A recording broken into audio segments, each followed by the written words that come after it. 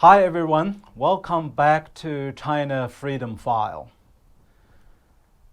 Today I want to talk about really the increasing persecution in both mainland China and in Hong Kong, and some very positive, encouraging responses from the international community, especially from the U.S. government. And of course, we always feel hopeful that the justice will be done.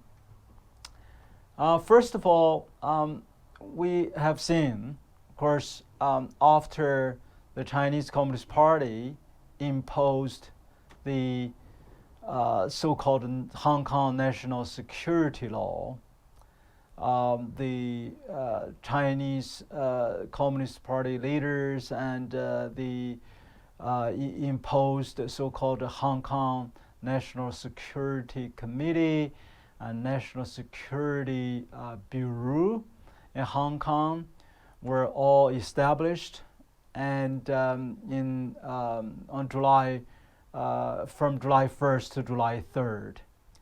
And the Communist Party directly appointed three major leaders in charge of the Bureau of Hong Kong National Security.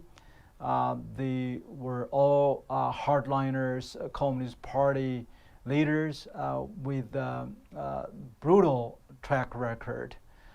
Except one, actually, the deputy director of the Hong Kong National Security Bureau, he had a little public record because he was the chief of a division from the China's secretive Ministry of State Security. It's like equivalent of a CIA.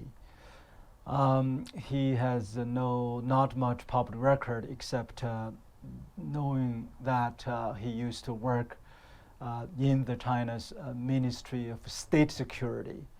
And the other deputy was working as the head of the so-called public or domestic security protection squad of the Ministry of Public Security, which used to be called as the Political Security Protection Division of the Ministry of Public Security.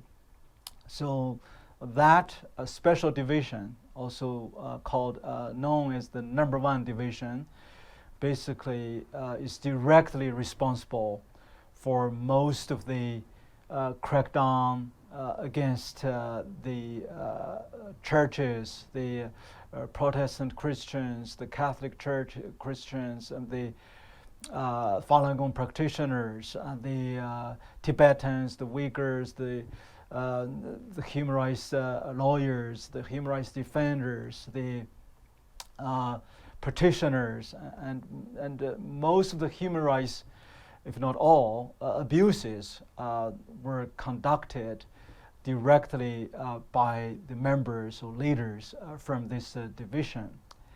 And the director of the Bureau of Hong Kong National Security is a guy from Guangdong province, a standing committee member of the Chinese Communist Party of Guangdong province. And he was known for leading the effort in crackdown a local village election effort. It's called the village called Wukan village in Guangdong province. That a few years ago, that village decided to hold their own democratic elections and chose elect their own village chief. And that angered the Chinese Communist Party because the party preferred candidate was defeated. So it caused a major kind of a local management crisis, and the villagers were so brave. Basically, they were defying of the Communist Party's threatening order, and then the authorities, the Communist Party security forces mobilized thousands of military police and other security officers surrounded the whole village. And of course, it caught international attention at the time. A lot of even foreign media journalists were smuggled into the village through underground railroad in the middle of the night, and so they were able to send the live feeding report to the whole world about what had happened during that crackdown. So this guy was assigned to deal with that, and he was famously quoted saying that all the foreign medias are liars. If you think that you can expect the foreign media to tell the truth, even the pigs can climb the tree. That was his famous quote. And he was certainly a very brutal hardliner within the Communist Party in Guangdong province. And yet this guy is already sent to Hong Kong to take charge of the Bureau of National Security, or Hong Kong National Security Protection, the so-called. And these three individuals, and of course there are 300 to 400 military police were reportedly already sent to Hong Kong to carry out the so-called national security mission, and plus, there are thousands of military members from the People's Liberation Army already stationing inside Hong Kong since 1997. And these folks were totally immune from any kind of checks and balance, from any judicial review of the Hong Kong court. And they are basically having the green light to do whatever they want, as long as they deemed any individuals, organizations, or even companies, commercial companies, posed any so-called national security threat under the so-called 4 categories of, the cessation, the terrorism, the subversion, or collusion with any foreign forces or foreign entities. So from day one, July 1st, until really mid-July, there are a number of arrests already happened of the protesters, and some, like you watch on the TV and the reports on the social media showing the Chinese imposed national security agents arrested those protesters, peaceful protesters. Some were just holding one banner and supporting the Hong Kong kind of autonomy with the word signing that. And the most, of course, the ridiculous arrest happened when a group of protesters were standing together on the street of Hong Kong, holding like a white piece of white paper, just a piece of white paper. Nothing was written, and that was also deemed as a threat to national security. And then in order to prepare for Hong Kong's Legislative Council election in early September, the pan-democracy groups held their primary election so that they can choose their candidates to be on the ballot for the September formal election of a limited number of the Hong Kong Legislative Council. And to the organizers' surprise, big surprise, over 600,000 Hong Kongese.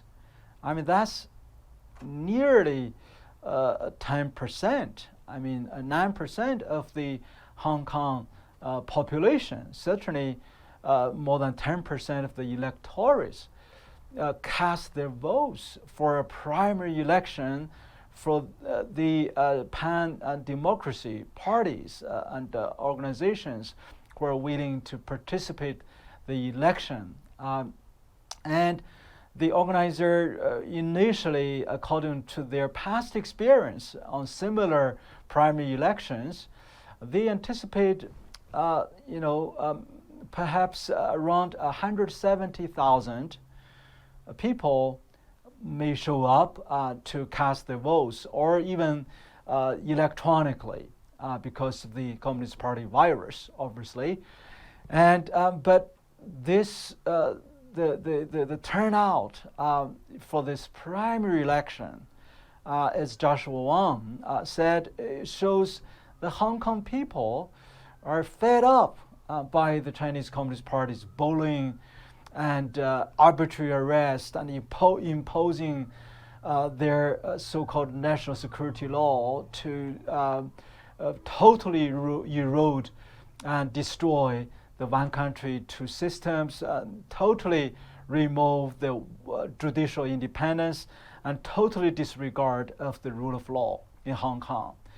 And so those over 600,000 Hong Kongese dared to defy the Communist Party's threat and cast their vote.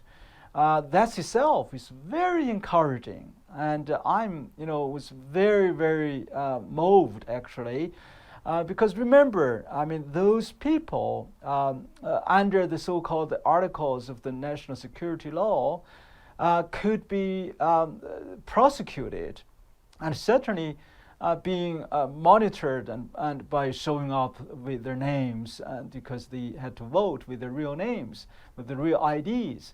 And a huge risk, and many Hong Kongese actually had already fled out of Hong Kong in the past few weeks after July 1st.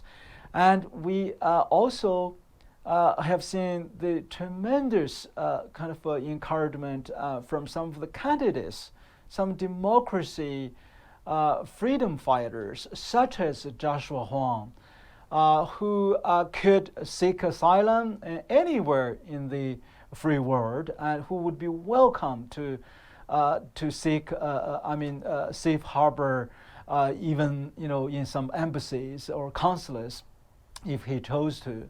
And yet, this 21-year-old Christian young man, a leader of the Hong Kong umbrella movement, and from the age of 15 years old, in the high school, he started to mobilize the Hong Kong high school students. And basically, when Chinese Communist Party tried to change the Hong Kong's textbook, and by adding into the so-called patriotic educations, that means the Communist Party's propagandas to brainwash the Hong Kong youngsters. And he led hundreds of thousands of students protest and in defiance, and forced the Hong Kong government stop that action. And he was already under arrest and spent time in prison as a political prisoner for his leadership in the peaceful protest. And he's still under the kind of so-called indictment process for participating protests early last year. And yet he went on the street and knocking the door and distributing democracy flyers and ask the voters to vote for him. I mean, because he's willing to continue to have the democracy fight in a peaceful manner, and despite of the reality that he, almost there is no way he would be allowed, even if he is voted and approved to be the candidate. And actually, I just received the news just today that this primary election, Joshua Huang ended up with over 34% of the vote. And so certainly, he is the number one, the top candidate now being elected in the primary to represent the Hong Kong democracy parties and the freedom fighters to be one of the candidates on the ballot in September if the Communist Party honor the system. But as I just mentioned, there's a little hope for that. As soon as this primary election was finished, the Chinese Communist Party's agency, so-called mainland, the central government office in Hong Kong, issued a statement and claiming this primary election is illegally organized, and questioning one of the organizers, who is also a very close friend of mine, who is also a Christian, Professor Benny Tai, T-A-I. Please also remember and pray for him, Benny Tai. He's a very well-known law professor at the School of Law in Hong Kong University. In fact, before I was told not to travel to Hong Kong, a few years ago, Benny actually invited me and a few other friends, held a seminar, a public seminar at the Hong Kong University's law school, talk about China's human rights and the rule of law and the U.S. Response, etc. And the Chinese government agency accused Benny Tai as the Black Hand organizing this primary election, and questioning whether he has some foreign anti-China forces behind him, and he's using their resources and mobilize this primary election, try to undermine the Hong Kong's autonomy and Hong Kong's affiliation with China, and then this puppet the puppet head of the executive of Hong Kong, chief executive Carrie Lam, shamefully also made a remark and basically declaring that the primary election is not valid, and even declared those over 600,000 Hong Kongese who cast their votes altogether, they are found in violation of the new Hong Kong national security law, Hong Kong's national security law. So we could see that over 600,000 Hong Kongese overnight are being declared as criminals and being subject for criminal investigation. And so this is certainly crazy and irrational and brutal and barbaric. In responding to this, the U.S. Congress, both the Senate and House, unanimously passed the Hong Kong Autonomy Act. Hong Kong Autonomy Act.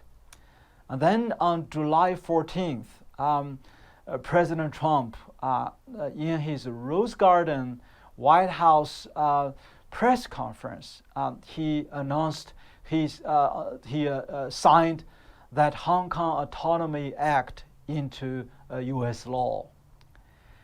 And also during the press conference, President Trump said he signed an executive order that same day, basically removing Hong Kong formally as a special kind of region enjoying a preferential trade status. That means Hong Kong, any products export to U.S. from Hong Kong enjoy zero tariffs. And that is a huge favor. And Hong Kong currency and Hong Kong government was for years was allowed to use the Hong Kong dollars, connect with the U.S. dollars, and Hong Kong Bank were able to do transaction with the U.S. dollars. And so basically President Trump said Hong Kong is now one country, one system, and U.S. will treat Hong Kong as one of the Chinese cities like Beijing or Shenzhen and Guangdong, Guangzhou, any other cities. So they will lose all this favorite treatment. And U.S. also stop exporting any weapons, like policing equipments or any law enforcement equipments or high technology to Hong Kong. So that means any tariffs that the U.S. government has already imposed on China will apply to all the products from Hong Kong. So this is a very major step forward.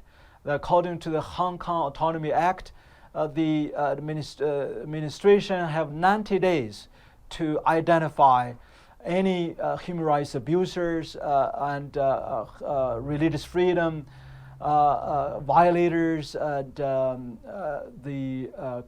those perpetrators against the peaceful protesters in Hong Kong, and those Chinese officials in Hong Kong will be subject for sanctions. So this is a huge, and also their family members, and any banks in Hong Kong, if they are found collaborating with these human rights abusers, would barred from trading, from doing their financial transactions with the U.S. banks. So this is a huge, and we can tell there are a lot of follow-up actions President Trump will do. And actually on July 15th, that Secretary Pompeo made another announcement and barring any U.S. companies to do business with the Chinese telecom giant Huawei, since it is Chinese Communist Party's watch eye and arm to surveillance the dissidents and the persecutors, persecuting other religious believers. So any business, any people who are doing business with Huawei is a business trading with the human rights abusers.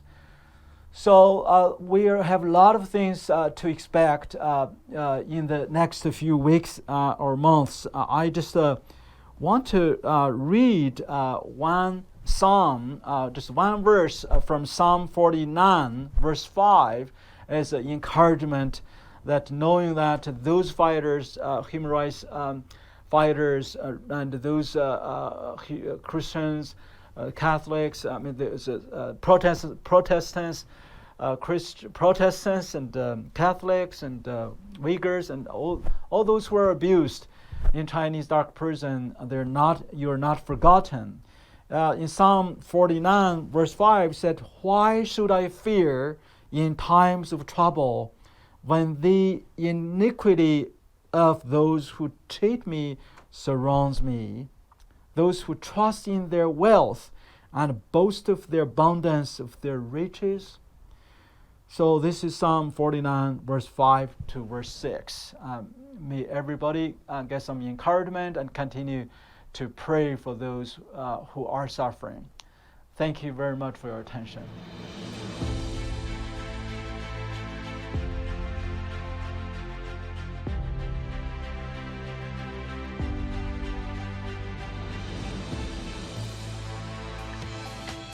Order your copy of this program from the GLC bookstore by calling the numbers or visiting the website on your screen. Please include the program number when ordering.